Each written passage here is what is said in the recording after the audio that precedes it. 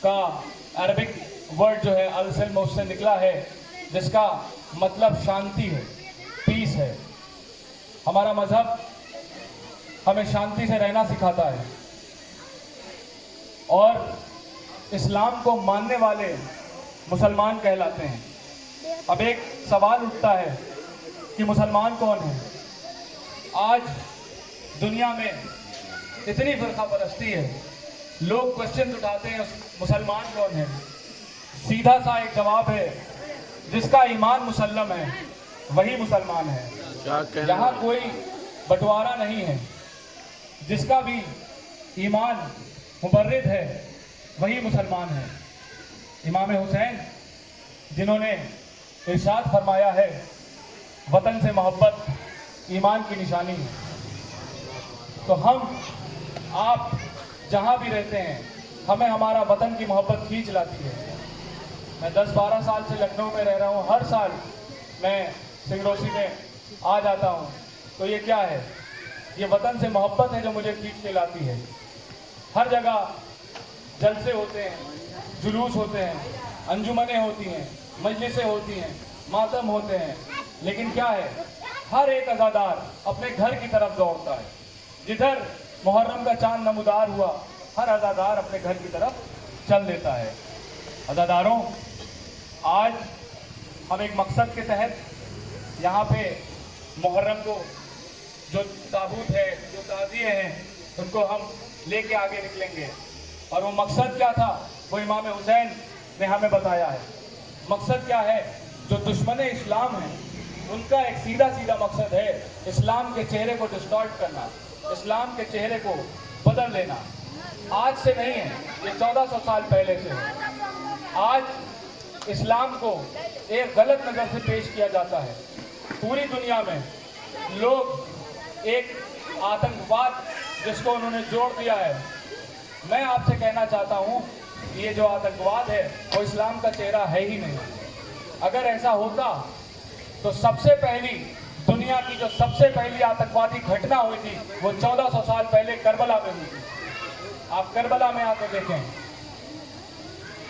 हमारे प्यारे नबी के नवासे को सबसे पहले अटैक हुआ उनके ऊपर, और जो उनका घर था वो एक दिन में सभी लोगों को शहीद किया गया, भूखा प्यासा शहीद किया गया।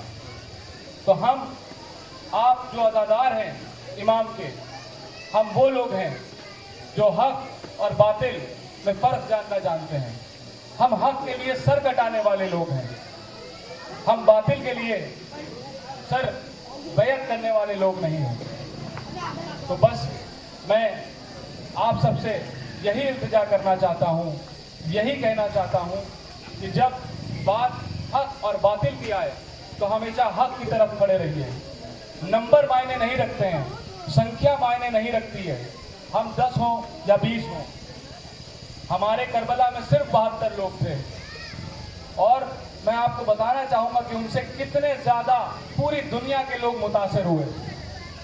गांधी जी अपनी किताब में लिखते हैं, माई एक्सपेरिमेंट्स विद ट्रुथ, उनकी एक किताब है। उन्होंने लिखा, जब आज़ादी की लड़ाई हुई भारत में, तो गांधी जी लिखते हैं कि मैं बहुत परेशान था, मुझे अंग्रेज़ों ने जेल में डाला था, और मैं ये सोच रहा था कि हम भारत वाले इतने मजलूम हैं कि हम आज़ादी कहाँ से लेंगे। फिर उन्होंने इमाम हुसैन की करबला के बारे में पढ़ा, और जब उन्होंने करबला का किस्सा पढ़ा तो वो इतना ज़्यादा मुतासिर हुए, इतना ज़्यादा इंस्पायर हुए कि जब उन्होंने डांडी मार्च शुरू किया तो अपने 72 साथियों को लेके शुरू किया। वो कहने लगे, जब 72 करबला में 72 लोग इस्लाम को जिंदा कर सकते हैं तो मैं 72 लोग लेके इन अंग्रेजों से आज़ादी क्यों नहीं ले सकता हूँ। हम उस इमाम हुसैन के मानने वाले हैं जिसको दुनिया मान रही है। नेल्सन मंडेला, जिसने साउथ अफ्रीका को आज़ाद कराया, उसने इमाम हुसैन के बारे में पढ़ा, और जब उसने पढ़ा तो उसने ये सोचा कि जब ये मजलूम सिर्फ 72 लोग, जिसमें औरतें भी हैं, छोटे बच्चे भी हैं, वो इस्लाम को बचा सकते हैं, तो मैं हक के लिए क्यों न लड़ूं। इमाम हुसैन हमारा ईमान ताज़ा करते हैं। इमाम हुसैन की शहादत पूरी इंसानियत के लिए नज़ीर है। इमाम हुसैन की शहादत किसी एक मसलक के लिए नहीं, किसी एक धर्म के लिए नहीं है, किसी रंग और भेद के लिए नहीं है। इमाम हुसैन की जो शहादत थी वो पूरी इंसानियत के लिए है। वो एक नज़ीर है पूरी इंसानियत के लिए कि हम हक और बातिल में फ़र्क करना सीख जाएं। इसी के साथ मैं मौलाना तज़मीन साहब को